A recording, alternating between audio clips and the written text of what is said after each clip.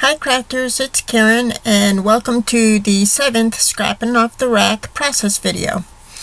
I'm scrapbooking these really sweet pictures of my family and I'm using the DCWV Industrial Chic paper collection. This is not a new paper stack, but I really love it. I love the vintage tones and it almost has a steampunky, an industrial type vibe to it. I really like it, and as you can see, it's really hard for me to tear into because half of these papers have a veneer finish. Do you see how stiff that paper is? It's awesome. It's very sturdy. I mean, they would be perfect for mixed media because they would really hold up quite nice. Although you'd have to use gesso because of the veneer finish. But anyway, this is my idea. I'm going to go with the blue tone and the maroon reddish tone paper. I believe they're very similar prints, but two different colors. So based on the colors of what we're wearing in the photo, I thought that this would make a really good background. And I forgot what I was going to say. Oh, because of the background in the photo, we were walking around downtown Savannah. Well, I don't know if it was downtown, but we were in Savannah, Georgia, visiting Joe's family. And in the background there, you see some sculptures and some wrought iron parts of a building or some type of structure. Anyway, that's what made me feel like this paper stack would work with this particular photo. Because of the background, if that makes sense. I could have also gone a different way with this photo for sure, because I believe there is water in the background, and I could have taken it to a softer look, but I was in the mood to play with these colors, so that's what I'm doing. And also I know that this paper stack could be kind of hard to use because of the prints, you know. But I feel like the prints are easy enough to use if you balance them with a solid color. So I've used a lot of the harder prints to map my photo, and it's a tight mat, so you can't really tell what the prints are. You can tell that they're busy though. And then I'm going to use this blue piece as another partial matte in my photo, but it doesn't totally look like the same color as the background because it goes into a graduated different tone. And now this is some of that vellum that I picked up the other day at Hobby Lobby. It's from the Paper Studios, and isn't it cool? It's like a map. It's just really cool. I thought it would be awesome for a subtle layer. And I was just going to do the one corner, but then I liked it so much I decided to piece it together in the top left as well.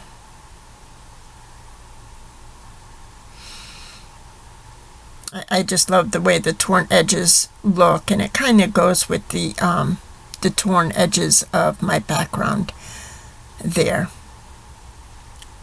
So now I'm going to take some lace, and I'm going to run it down the center there, right inside that torn section, so that only the frilly side, or you know, the softer side of that lace shows. And I believe that's Prima lace.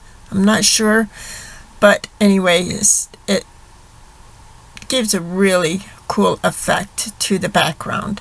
And although it might be hard to see here in the photos, you can see it just looks cool. And I used the Recollections mixed media glue to adhere it in, but in the end I had to go back and secure it a little bit better with spots of hot glue.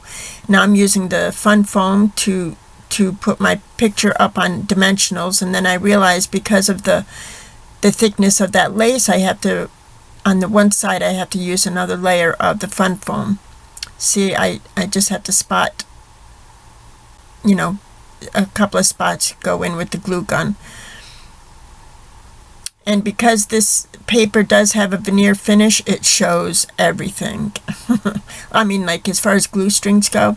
Now this is the Tim Holtz picture wheel die, and I took one of the sheets from the collection and I ran it through and created that picture wheel.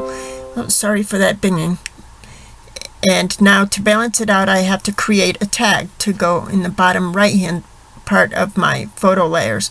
So that's what I'm going to do here. I'm going to create a real quick mixed media tag.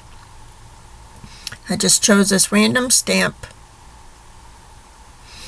and I'm using my Ranger archival ink.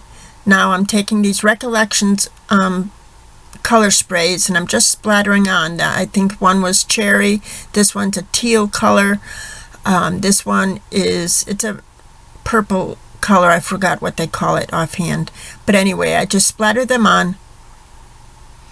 I go around the edge of that tag with some black, with the archival ink in the black.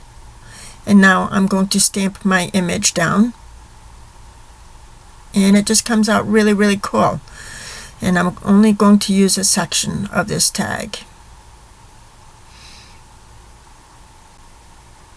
So that was a really quick vintage looking tag that I just created there. Really cool.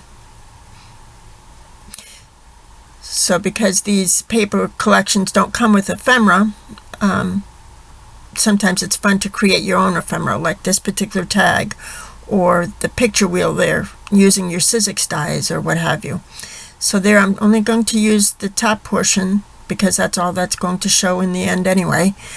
I ran some of the Recollections twine. I think it's just twine, but I got it in the mixed media section at Michael's, and I use it all the time, that string there. Now I'm adhering my photo mat with hot glue rather than the ATG gun. I just feel like it'll adhere better to the veneer finish that's on the pictures. Now this is where I get frustrated with myself, because see, I want to use that wood veneer and it says family, but I didn't leave myself enough room because I put that photo cluster right there smack in the middle of my layout, and see, I can't pull it up to move it because I use hot glue. So I'm going to have to put my title there on the photo, and in the end that part looks all right, but well, you'll see. I kind of decorate or embellish the bottom right hand side of my photo, and it just looks really awkward. To me, it looks really awkward. I like the elements that I used, like the flowers and such, but because I didn't do it in the proper bottom right hand part of my layout. You'll see what I'm talking about. So I went over the word family with the Ranger archival ink so that it's black, and I use my hot glue to adhere it there, and that doesn't look so bad. I don't mind that. But see where I'm arranging these flowers, and these are Recollections flowers from their mixed media section. I really like them a lot. I love the tones. But see, instead of going to the corner of my photo, I'm going to the corner of where the tag meets the photo. Do you see how that's going to make that diagonal line kind of off? You know, for me, that's all I see now when I look at the layout, and probably that's all you'll see now too, because I've said it. But you know, I should have thought about it before I just started slapping on my flowers. But I wasn't thinking too much. I was just listening to the radio and playing. So there you have it. And those gears there are gears that I had cut using another Tim Holtz die, and they were just in my stash because I hadn't used them. So I'm tucking them in different places here. And now I felt like the top and bottom of the layout needed a little something, a little subtle something. So I'm using that Tim Holtz tissue tape. And I'm not going to go across the whole bottom or the whole top, just going to give it a little bit of an edge, I guess. So And now I'm going for some more gears or looking for whatever else I can find in my little cup of doodads. This is another cardstock gear that I had cut with the Tim Holtz Sizzlets. I thought about using the butterfly, and here I just go back to tucking in a couple more gears, cutting them down and just tucking them in. And by this time I realized that that flower cluster in the bottom right, see how it just doesn't, it looks off to me. It sets off the whole line of that diagonal line, but that's all right. What are you gonna do? So I'm trying to fix it by adding little bits and pieces, trying to make it look more even, but you know. So I'm adding these large sequins, and I'm using the mixed media glue to do so. I'm just putting them randomly on the layout, and I did put a couple on the flowers, just right on the flowers themselves, and that looks kind of cool. Now these are some old Recollections chipboard camera stickers, so I'm going to put that one up there.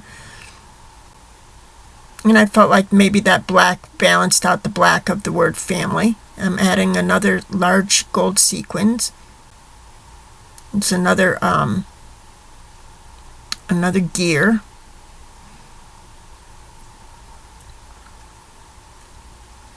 And I'm fussing with something. I'm not sure what I'm fussing with. Trying to decide if I want butterflies, thinking maybe a butterfly will make it all work. But I don't use a butterfly. Oh, these wooden sequins. These are so cool. Muriel gave these to me. Thank you so much, Muriel. I love putting these on the more masculine type layouts, and they're just really cool little wooden sequins. Awesome. So I put a bunch of these in different places, and I felt like they were just a really great touch. I even put a couple on my photo itself because I couldn't stop playing with these wooden sequins. I think they look cool. And then I'm starting to think, you know, I want to bring in a little bit of white. You know, I don't know if splatters are going to work here because this paper does have a veneer type of glossy accent type finish, you know, so I'm going to end up pulling out my Molto paint pen. And here these are Paper Studio bows. I'm sorry, it's at the very edge. I should have moved my layout up. I'm sorry you can't see the bottom of that, but I added that little burlap bow. It's from the Paper Studios. And I grabbed another black camera, and I'm just going to place it there on top of that other gear just to make that work a little bit.